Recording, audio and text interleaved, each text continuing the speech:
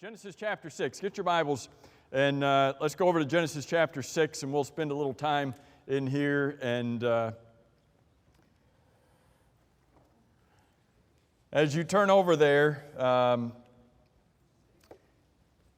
if you were to try to look at movies over the years, at popular books that have come out over the years, legends that have been told, there seems to be one common theme that kind of runs through a lot of those, kind of a recurring pattern, as it were. It seems like if you watch these movies, you read these books, you hear about these legends, and usually it's about this one individual who kind of rises up above everybody else. There seems to be a time of need, and this one individual rises up above everybody else. He has a moral fortitude that is just unlike anybody else at that time, and it's something that's desperately needed. And so what ends up happening is he saves his family, he saves the city, saves the world from this one guy. And you think about the movies that you've seen that fit that narrative.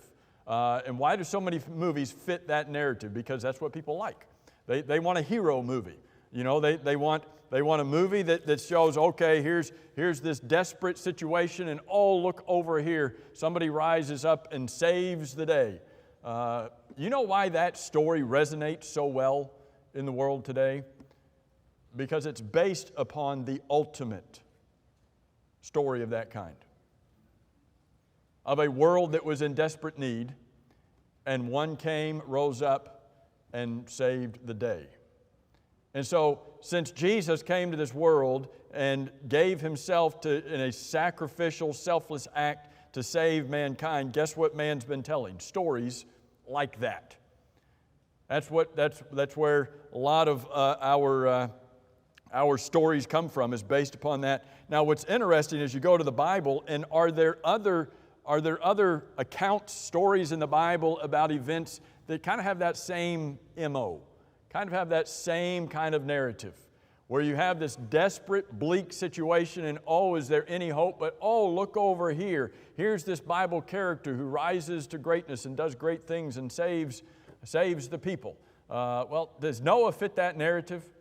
You wouldn't be here today if it wasn't for Noah.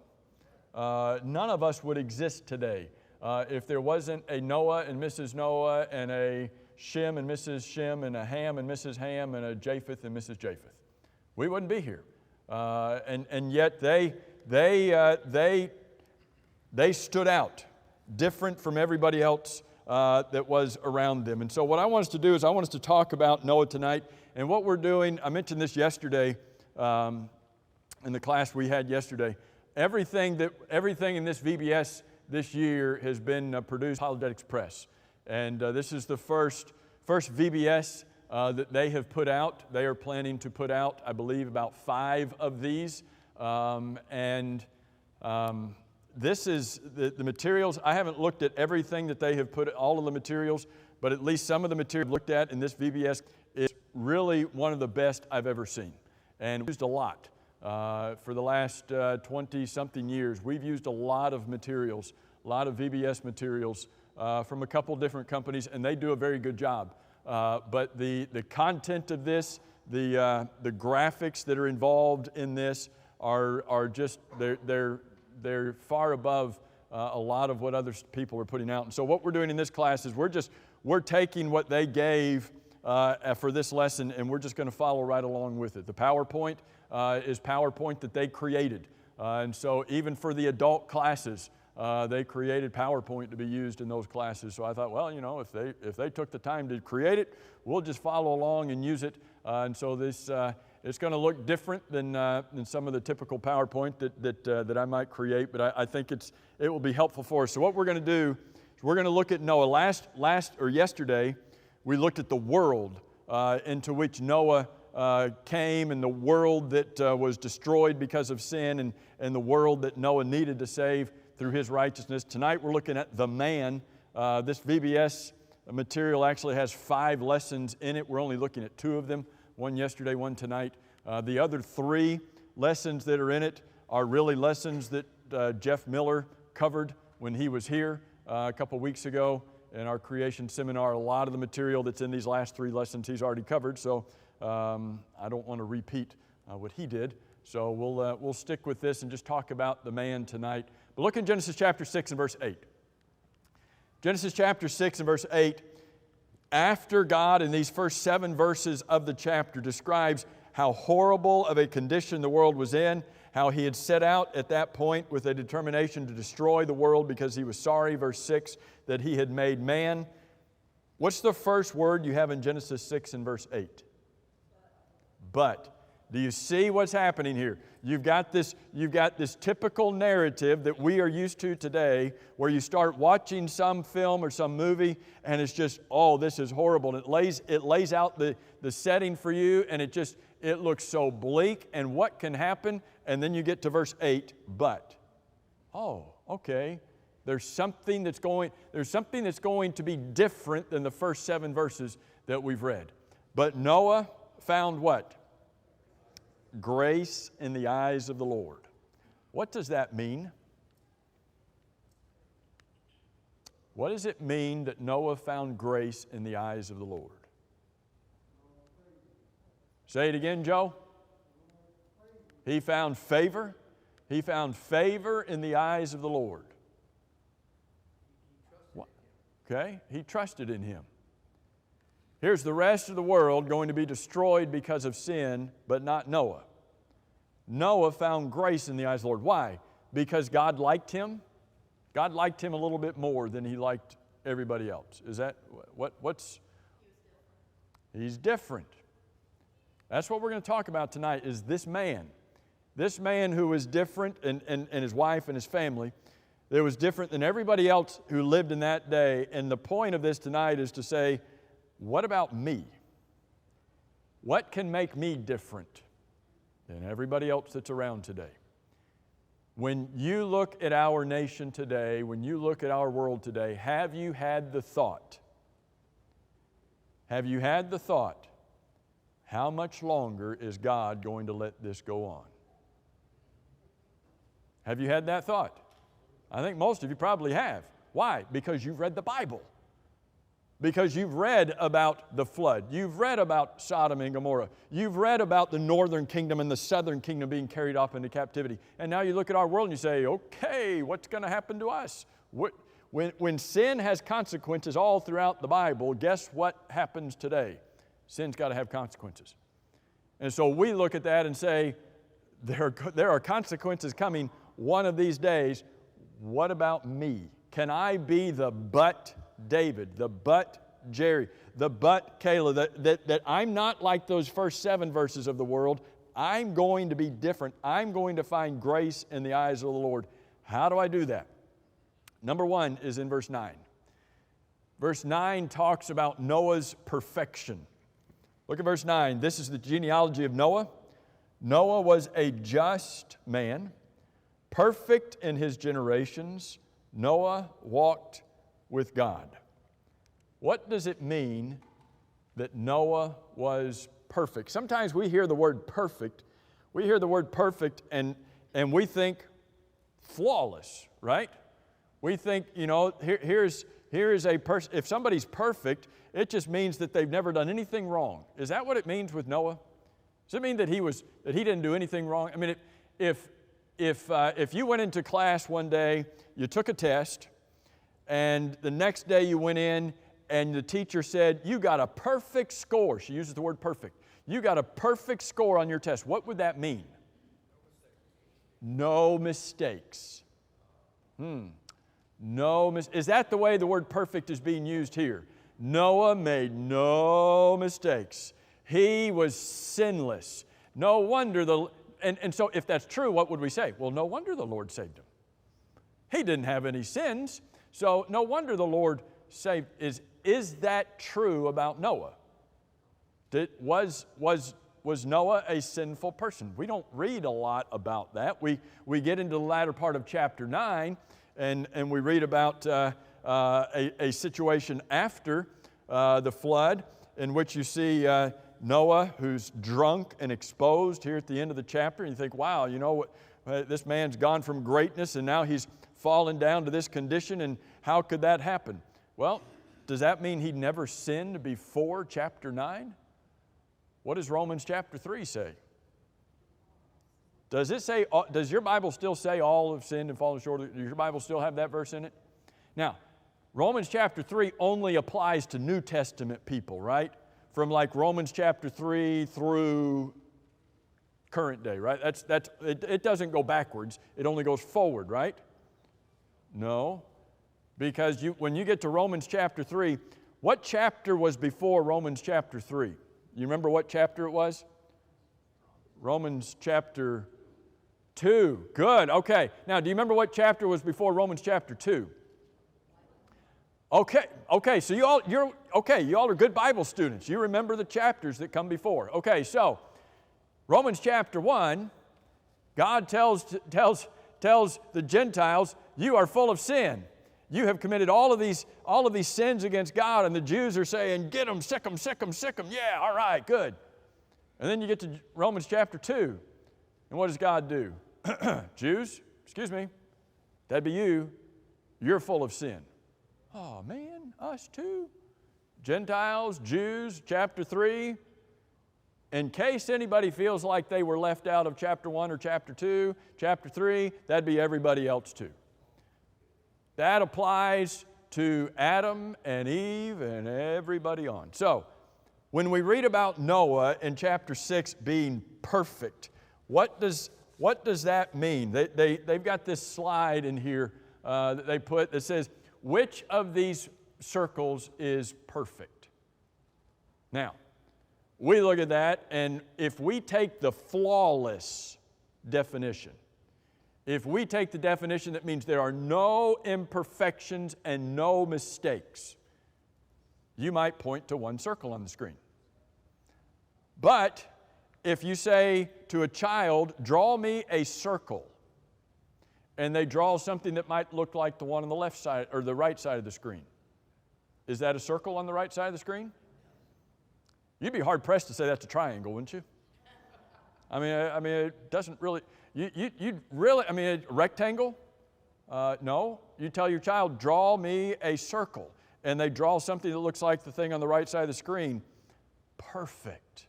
Good job. No, that's not perfect. Yes. Is it a circle? Then it's perfect. Not flawless. Not all of the angles and the degrees are right, but perfect in the way that God defines perfect generally in Scripture is to talk about us being mature, being complete. Not that we haven't made any mistakes. Some of us think we've got to be this kind of Christian without anything wrong with us. How's that going to work out for us? We're not going to be that. Now, does that mean we don't strive? Does that mean we don't strive to not sin? It's interesting when you read 1 John chapter 1. Read 1 John chapter 1, and every other verse at the end of 1 John chapter 1 says, if you say you haven't sinned, you just sinned. Paraphrase, bad paraphrase. But if you say you have no sin, you lie and you don't practice the truth. And so you've got in verse 6, verse 8, and verse 10 of that chapter saying, everybody has sinned. But then if you ignore the chapter division between chapter 1 and chapter 2, you get to chapter 2, and John says, now I'm writing these things to you so that you may not sin. Oh, wait a minute. You just said if we haven't sinned, then we of course we're going to sin. But I'm writing this so that you may not sin. What's God's desire for us?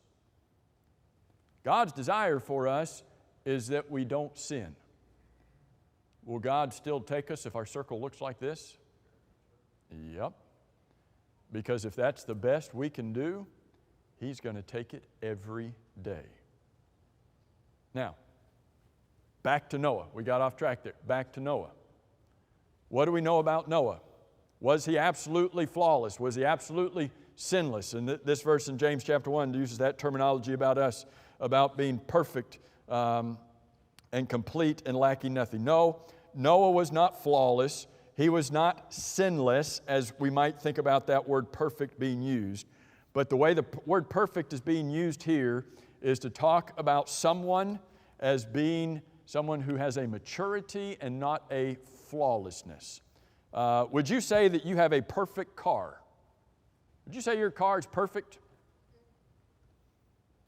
How many of you rode in a car to get here tonight? Just out of curiosity. How many of you rode in a car to get here tonight?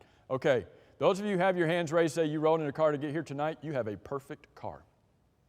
You know why? It did its job. What's a car supposed to do? Is a car supposed to play tunes for you? Is it supposed to hook into your Bluetooth as soon as you pop in the car? Is that what a car is supposed to do? Well, yeah, that's what we paid the big bucks for. Is your car supposed to cool you with the air coming at your face as well as cool you? If those of you have those cool cars that cool your other side when you're sitting in the seat and you got those cool seats, literally. Is that what your car is supposed to do? Well, of course that's what it's supposed to do. I paid the big bucks for that. What's your car supposed to do? It's supposed to get you where you're going.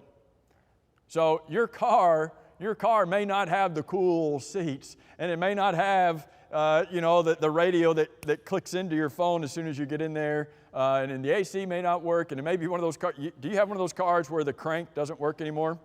That you fixed it once and it worked for a while and then it got broken again, and so you just said, all right, we'll just leave it in the up position and we won't touch it.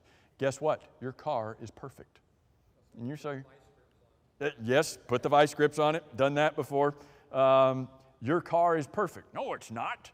It's janky. No, your car is perfect. Why? Because it's doing what it was designed to do. What about us? Can we have some flaws? Can we have some things that we're working on? Can we have those cranks that we keep not working right, but we still go back and try to fix it the way it's supposed to be? Don't misunderstand. There's nothing in this that says that sin is okay.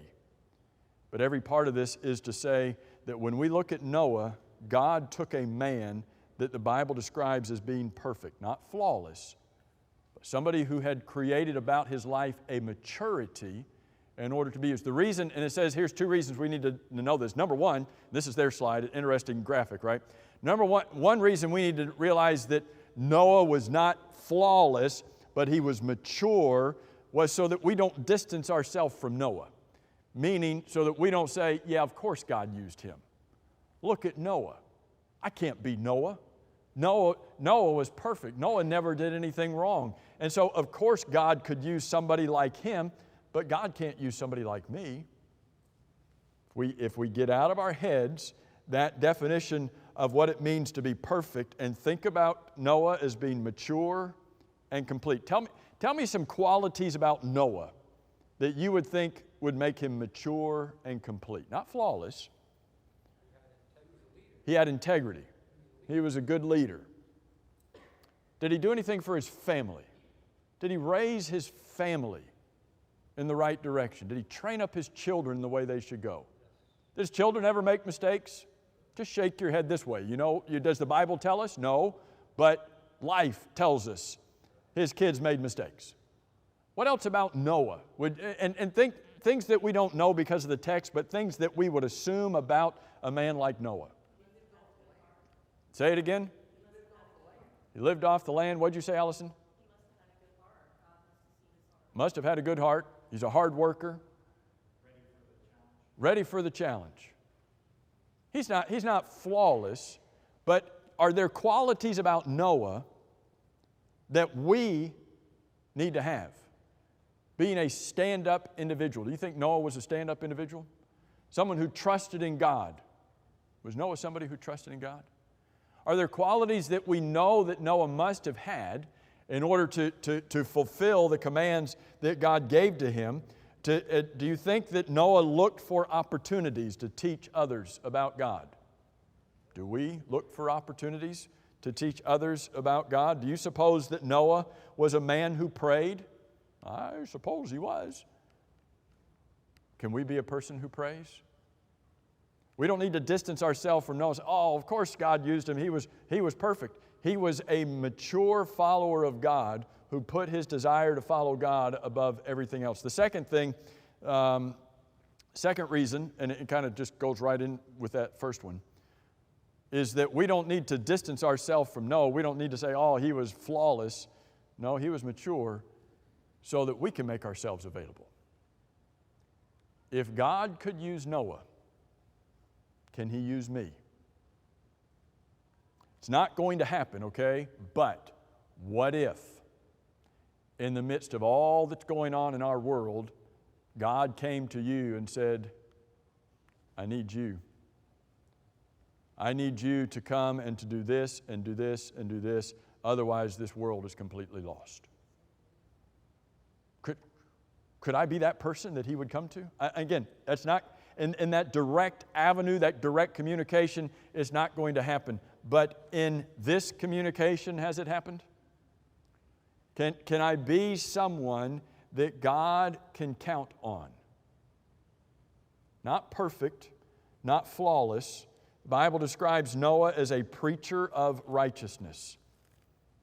Do you suppose he fought against the evil of his day? Don't you think he tried? Don't you think he stood up to the peer pressure? Do you think his peers tried to put pressure on him? Yeah. As far as we know, it may not have rained before this time, but here's a man who educated his family and did all that he could to be a strong follower of God. Suppose, you're reading through Genesis chapter 6 and how horrible this is, but Noah found grace in the eyes of the Lord. And Noah, here's the genealogy of Noah in verse 9, and he was perfect and he walked with God. Suppose if God was going to recount again the history of the world, could He call out us by name? I mean, could He call one of us out, not saying we're perfect, but to say, but Scott found grace in the eyes of the Lord. Scott was a man who owned his own business and used his business to help others and tried to use it to benefit those even in the church. He raised a godly family, married to a godly wife. Does that mean that Scott's perfect? Flawless? Perfect? No. But is Scott mature? I mean, could God write that kind of sentence about one of us?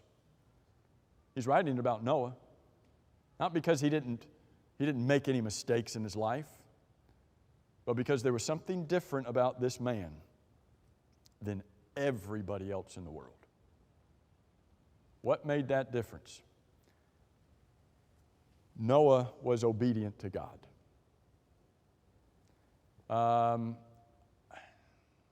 Do I ask, anybody ever gone to basic training? I've never had the pleasure. Anybody ever gone to basic training? Vince, Scott, gone to basic training? Yolanda?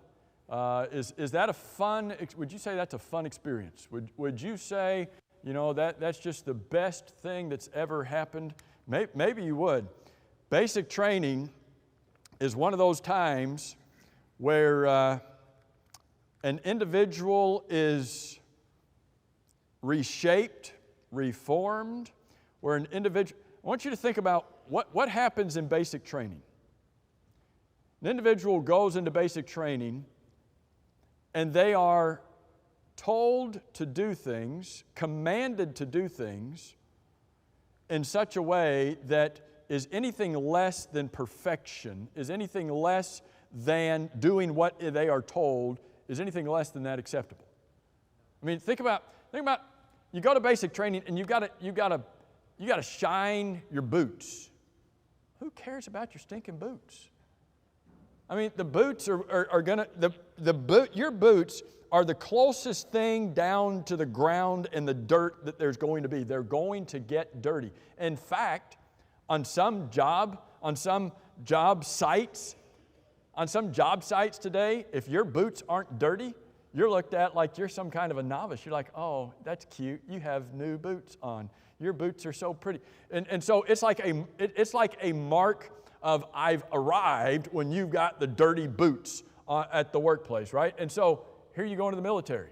What's the big deal? So you're told, shine the boots. You're told to make your bed. Tell me, what do shiny boots have to do with being successful in wartime? What does being able to make your bed, what does that have to do with being a successful soldier and being successful when it comes time to go to battle? just little insignificant things. But what do? They train you. Before He wants to take you into battle where stuff is real, He wants to know, will you listen to what I'm saying? Will you say, yes, sir, to the authority? Is that enough just to listen and to say, yes, sir? Number 3, will you go and do what you've been told to do? Is that what basic training is about? Listen, yes, sir, to the authority, acknowledge you are the authority and I am not, and then going and doing what you've been told to do. Now, basic training lasts how long? 6 weeks? 8 weeks? How long was Noah's basic training?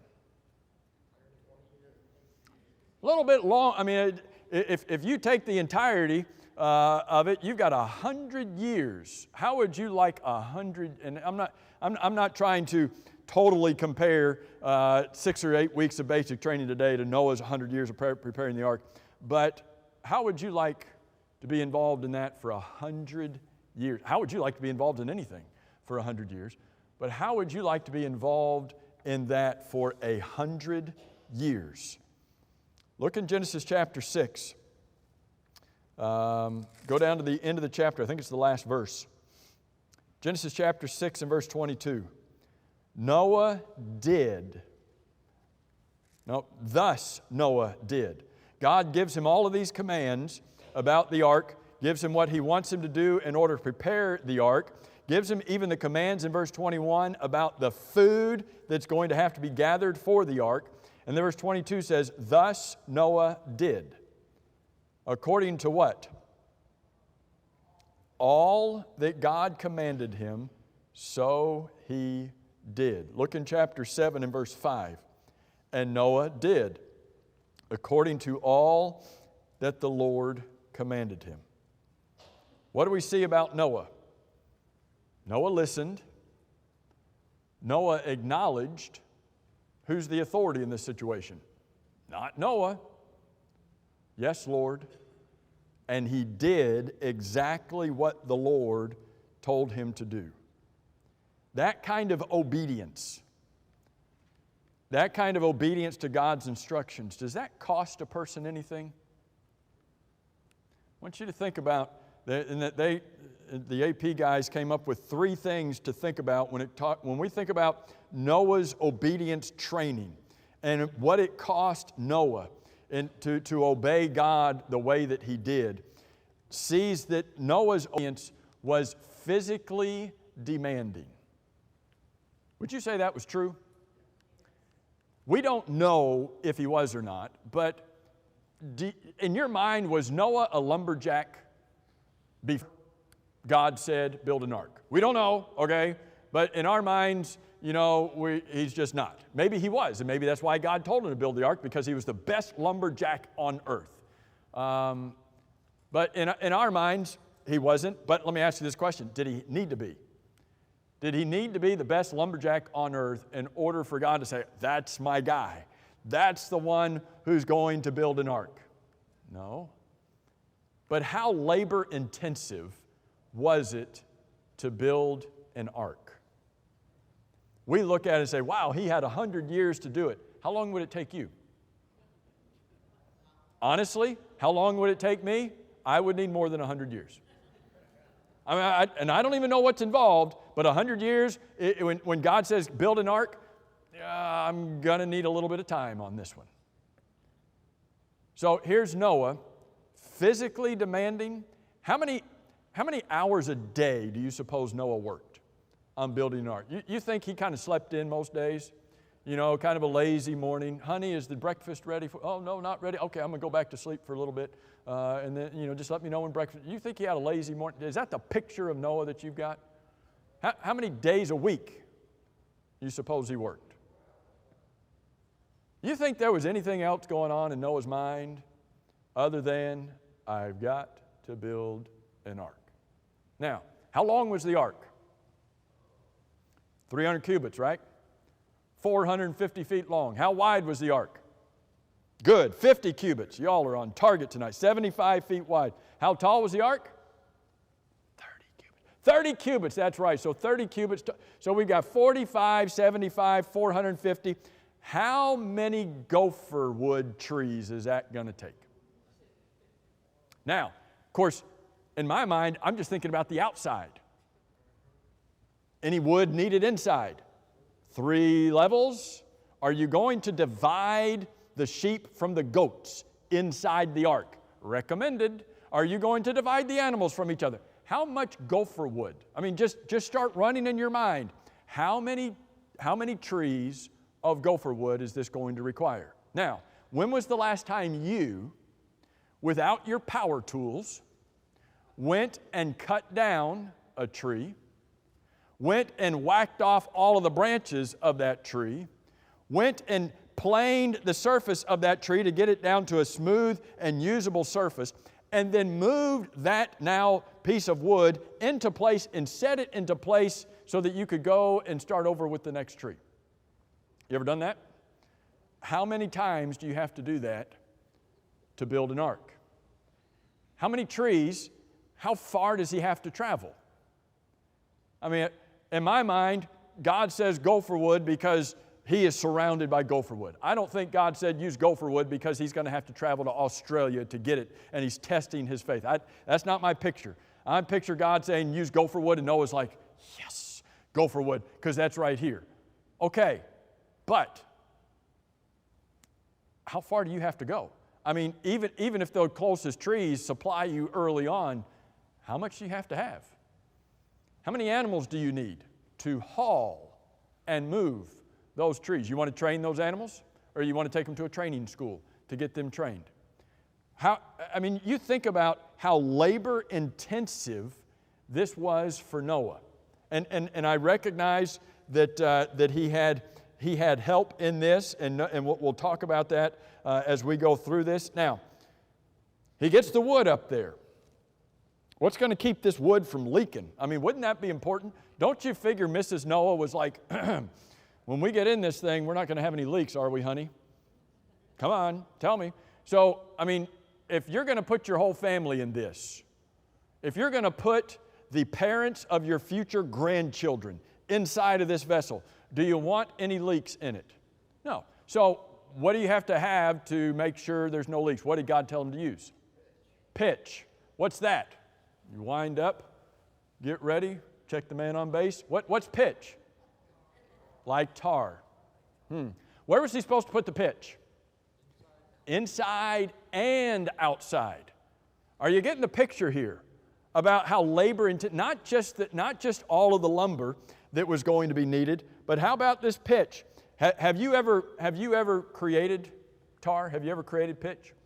How much would be needed? 450, 75, 45, outside, inside. How much is going to be needed? Not only to find the source of it, read about how pitch is made, not only to find where the source of it's going to be, but you've got to be able to heat it up, don't you? I mean, you've got to be able to spread this stuff inside and out. You've got to be able to have some kind. When you drive by, when they're paving the streets, is that stuff hot? Yeah. You can feel it when you drive by. They've got to find the source for it. They've got to be able to heat it. They've got to be able to get it to where they need and to spread it inside and out. How long do you need to build an ark now? Now that you're starting to think through the whole process, is 100 years enough? This is a physically demanding thing that God called upon him to do. And then we saw in verse 21, it's not just about building the ark. Are you going to need food? Are the animals going to need food? It's not just, I don't know, how often do you make a grocery run? I mean, do you make a grocery run once a week? Every other week? Some people make a grocery run every day. Whatever floats your boat. Isn't that kind of interesting to talk about with Noah? Whatever floats, but how often were they going to be able to make a grocery run? Now, there are some who conjecture that maybe they were growing some of their food even inside the ark with them. and that would have been it. But you still have to plan for that, don't you? You still got to get, so labor intensive. When you think about Noah and his obedience to God, is our obedience anything like his? Is our obedience as physically exhausting as his was? Or should it be? Physically demanding. Number two, his obedience was mentally challenging. I'm not saying that Noah had mental problems. I'm saying that it was mentally challenging. When you read Genesis chapter 6, we don't know this, so you don't have to answer. You read Genesis chapter 6, do you think God gave Noah any other instructions than these about the ark? We don't know. What if he didn't? What if what we have in Genesis chapter 6 are, when you talk about a blueprint, Dan, when you talk about a blueprint for the ark, what kind of blueprint did God give Noah for the ark? Bare bones. If Genesis chapter 6 is all we got, I mean, it's bare, you've got the length, you got the width, you got the height, you got the material, you got the levels, but how many decisions is Noah going to have to make in the process of building this ark? Hundreds? Thousands? I mean, how many calculations? How many calculations is he going to have to make? You know, was Noah a good student in mathematics? I hope so. Did Noah take physics when he went to school? Did he graduate with an engineering degree? I mean, does he need all of those skills in order to build? It's not just physically demanding, it is mentally challenging. It's going to require a great deal of mental acuity in order to do this. So God says, Noah, build an ark. Okay, God, when do I start? When do I start? Not just when do I start, where do I start? Where would you start in building an ark? I know where I'd start. I'd start praying. I'd be praying my guts out. Okay, God, this is going to be fun. I mean, he's got to think, where do I start? Was that a hand or just a little light of mine shining? His response may have been what Bill Cosby suggested. What's an ark? What's an ark? Yeah, that's true. That great bit, Noah built an ark. Great, Lord, what's an ark? 75 feet. How are you going to get up there? You think Noah had ever seen scaffolding before? Noah invented scaffolding. I mean, how are you going to get up there? Can you imagine raising your son? Son, get up there. I'm afraid of heights. I'm 500-something years old. I'm afraid of heights. Get up there. And, I mean, he's got to figure out how to do all of this. What do you think that Noah had all of the tools that he needed? Or do you think he invented some of the tools that we have today in order to build this kind of an ark? Do you think that, how is he going to keep his measurements consistent? I mean, 300 cubits long, what's a cubit? Well, cubits from here to here. Well, do you think his cubit was the same as Ham's cubit? They might have had different cubits. How do you keep your measurements consistent? Well, obviously, I don't think they were using it, hopefully they would have created some kind of a measuring rod, but you got to keep it consistent.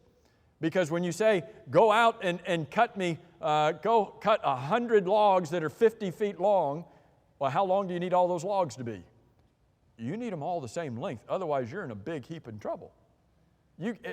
So again, he's got all of these things to think about. You know, how are you going to attach them together? When Ham puts it up there, how are you going to keep it from falling down before Shem comes and puts the next one? I mean, you got to figure out all of the ingenuity of putting all of this together. And so, obviously, God was the chief engineer in all of this.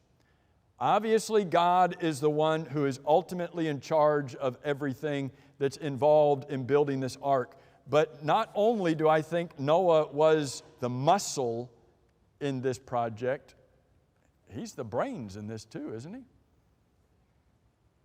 God says, Noah, build an ark. You think Noah had any idea what he was getting into? God wants us to become a Christian. Do we know everything that we're getting into when we become a Christian? No. Does it matter? You think after 45 years, Noah's like, whew, wow, this has taken a little bit longer than I thought it was. Have you ever, don't volunteer an answer to this. Husbands, have you ever started a project and your wife asked you, when are you going to finish that? Can you imagine Mrs. Noah? Honey, when are you going to finish that? I need a few more years, babe. 100 would be nice. The muscle and the brains. So here's a job. His obedience, physically demanding, mentally challenging. What about emotionally taxing? What about his neighbors? We don't know, but we can guess, can't we? What about his neighbors? Hey, Noah, what you building an ark? The Cosby line? What's an ark, Noah?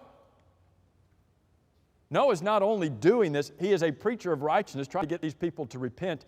And he tells them that he's building a boat that's 450 feet long, made out of only for wood. And he's doing this. There's going to be a flood that is going to come. It's going to wipe out the earth. And what are your friends going to say to you?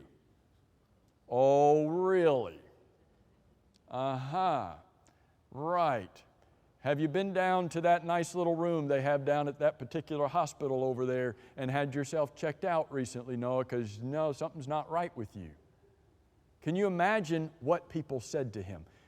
If people had the audacity to walk by the Son of God and wag their heads at him, saying, oh, if he's the Son of God, let him come down, and they spit in his face, what would they do to a nobody like Noah? Can you imagine what he put up with? Can you imagine what his sons put up with? Oh, you go to school. You go to school and the attendance is called. I'm Ham Noah. Noah's your dad. Your dad's the one building. Oh, bless your heart. Can you imagine? That's your dad growing up. Emotionally taxing? Do you think that weighed on him at any point? Was there anybody else in the world building an ark? You ever feel like you're the only one trying to do what's right? I'm the only one, Lord. Did Elijah ever think that? I'm the only one? And he wasn't. But was Noah the only one? He really was. He really was the only one. And yet, can you imagine what he had to put up with from these individuals on a regular basis, as no doubt he dealt with great ridicule in the midst of what he was doing? Do you suppose that it is going to become easier for us or harder for us to live faithful Christian lives? Meaning, do you suppose that as the years progress from here onward, that people are going to let up on us for living the Christian life, or are going to dig in even more? Which would you suppose, based upon current trends? Do you think Noah decided to cut some corners in his project? I don't think Noah cut any corners. One, because God, the chief engineer, is watching over his shoulder the whole time. Two, because Mrs. Noah, the second chief engineer, was watching over his shoulder the whole time. He's not going to put his wife and his family in jeopardy. He's not going to cut any corners. He's not going to slack up on what God wants him to do. He's going to do all that he can to do what God asked him to do. Do you suppose that any doubts ever creeped into his mind? Had he ever seen a flood before? Nope. Had he ever seen enough water before to lift a 450-foot long ark off of the ground? I don't think so. Do you think he had any doubts to ever creep into his mind? He kept on keeping on. Why? Because he trusted God. Soldiers go into the battlefield. Do they have doubts come into their minds about what they're being told to do? Or did the shine your boots, to make your bed, the little things that they were told to do and they listened. Yes, sir, I will do that. And they followed. Was that training them so that when it came to the big things, they said, yes, sir, I'll go and do that? Are there some little things in the Christian life that we look at and say, yep, no problem, I'll do that? And then we face some big things, like, oh, that's a little harder. Interestingly, they listed 4 things in this AP lesson for Christians. 4 things that might challenge us as Christians. Number 1 is giving joyfully. Is there a difference between giving and giving joyfully? Can you give sacrificially but not give joyfully? Notice this word "and" up here. Could you give generously but not give joyfully? Could you give joyfully but not give generously? Lord, you can have this 50 cents. I will be so happy to give you this 50 cents because I can't stand having loose change in my pocket. It's all yours, Lord, and I've got it with a happy smile on my face. Giving sacrificially and joyously at the same time. Is that a challenge sometimes? Or is that a challenge that we overcome and we say, Lord, I want to give this to you. I'm happy to give this to you. What about withdrawing fellowship? Is that a hard thing to do sometimes? It's a hard thing to do every time. But because it's a hard thing to do, does that mean, well, that's just kind of tough? I don't think I'm going to do that. Imagine if Noah kind of backed away from the hard things in building the ark. Well, I don't know about that, God. That's going to prolong this project another 20 years, God. What if he backed away from the hard things? God tells us to do something for a reason, for the betterment of the church, and not just for the betterment of the church, for the betterment, for the best, seeking what's best for the individual from whom fellowship is being withdrawn. Hard thing, but it's a necessary thing. What about keeping our language pure? We live in a world, is that easy to do? Keeping our language pure? I mean, you can't even watch television today. I don't know if this is true, but we have come to the unscientific conclusion that every movie on Netflix is rated R. I know that's not true. I know there's some things that are not. But I mean, it just seems like everything we look at on Netflix is a rated R, and we won't watch it. It's not because we're not old enough. I think we're old enough to watch a rated R movie unless they've changed the age range on that recently. But when I fill my heart with those kind of things, guess what wants to come out of my heart? Do you have people in your life that can't keep their language pure? Do we struggle with that? That's just a worldly struggle, right? Once you become a Christian, you don't have struggles with your language anymore, right? It's as pure and as clean and as beautiful as can be, right? Because you became a Christian. You got baptized and no more language problems, right? Wouldn't that be nice? Not the case. Takes struggle, takes effort on our part. What about spreading the gospel? Does that take effort on our part? Some people look at Noah and say he was a failure as a preacher. We talked about this yesterday. 2 Peter chapter 2 and verse 5 describes him as a preacher of righteousness.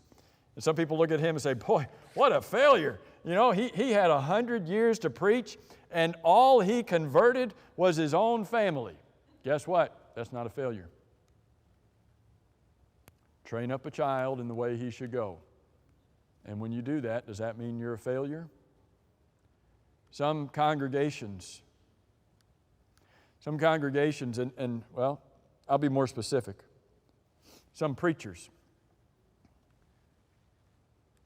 talk. You know, sometimes we go to lectureships and we talk about how things going. That's kind of the question preachers ask each other. How's things going? Well, we haven't had many baptisms lately, somebody will say. And then sometimes the next statement will be, and the only baptisms we had are our own kids. What does that mean? Those don't count. That's not what they mean. That's not what they mean. But it's what we say. What do they mean by that? What they mean is we are not reaching out like we should to the world and bringing in the lost to be saved, and the only ones that are being baptized are the ones that we are raising. Is that a failure? Oh, dear God, let us never say that's a failure. Not, well, the only ones that are being baptized are our kids. Thanks be to God that they are. Do we have a responsibility towards our children? Yes. Do we have a responsibility towards the world? Yes, we certainly do. And so here's Noah, and we're reading about Noah and his maturity, his perfection. The reason that he was used by God is that he had developed himself to be able to be used by God. We've looked at Noah and his obedience, but we've just got a few minutes. Let's talk about Noah's faith. What kind of faith did Noah have? Would you say it was a strong faith? Yeah. Strong enough faith that when God comes to him and says, build an ark, what does Noah go out and do? He builds an ark.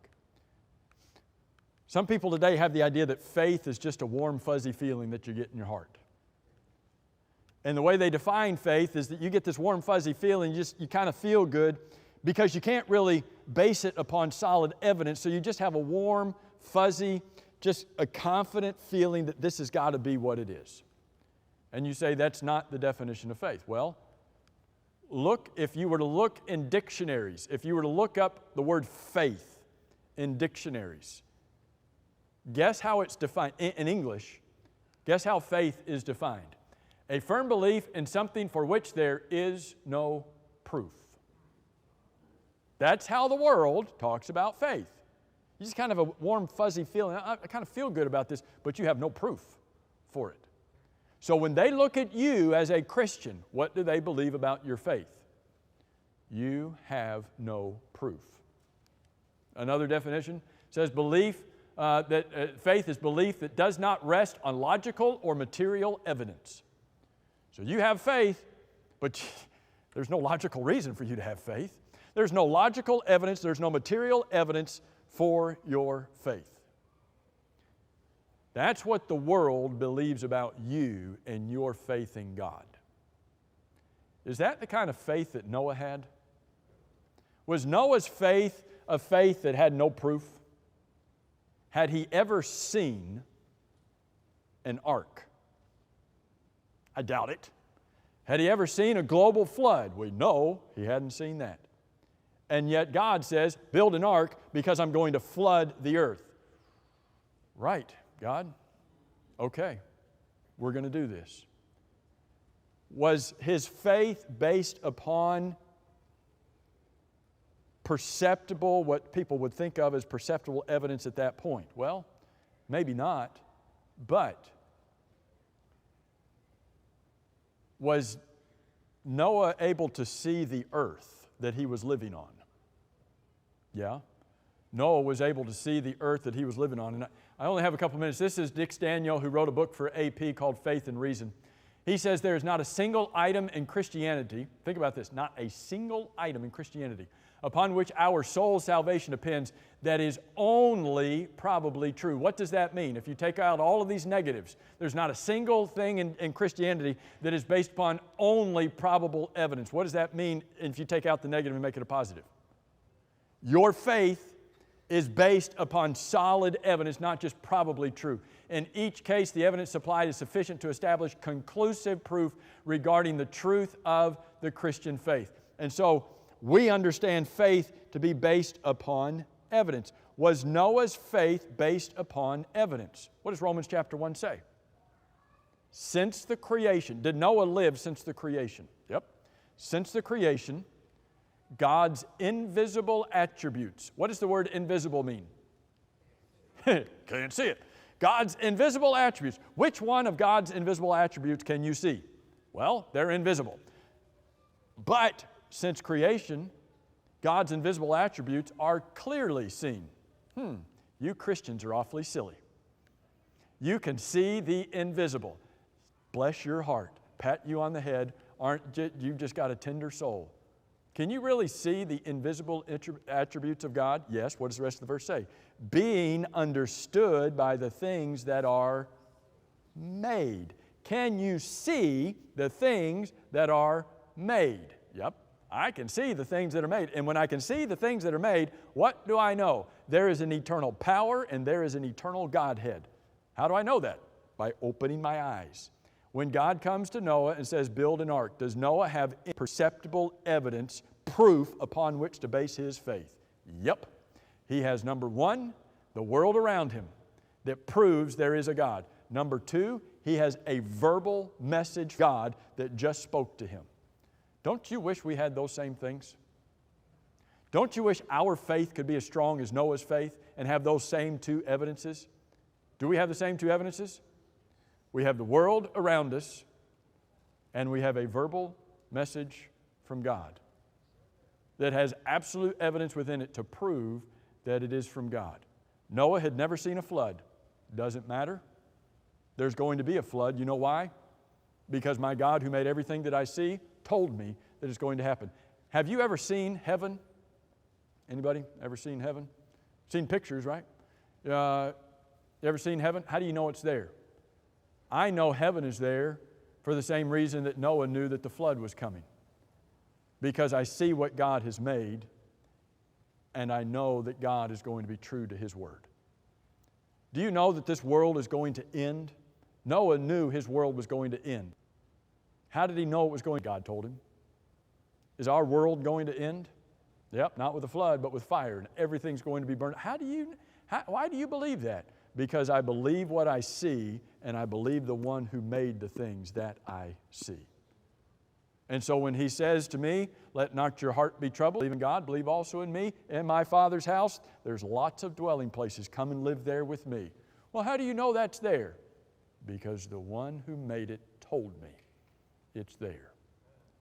Our faith is not some silly, bless your heart, you don't have any evidence for it. Quite the opposite. Those who have a faith in something that where there is no evidence and bless their hearts for believing in something where there is no solid proof for it are those who believe in Darwinian evolution.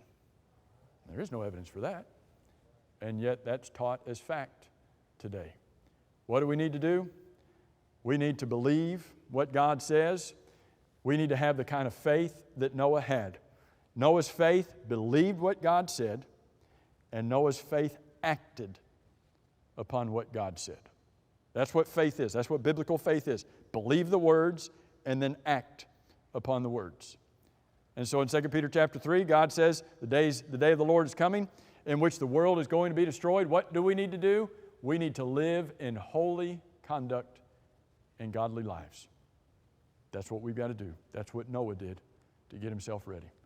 I think our time is up. The children are gathering in the lobby. They're going to come in here. I think we're going to sing a couple more songs and then wrap things up. Thank you all very much for your good attention tonight. Bobo, if you want to come on up. I know Tyler's got the first group of kids out there, and we're going to start letting them come in.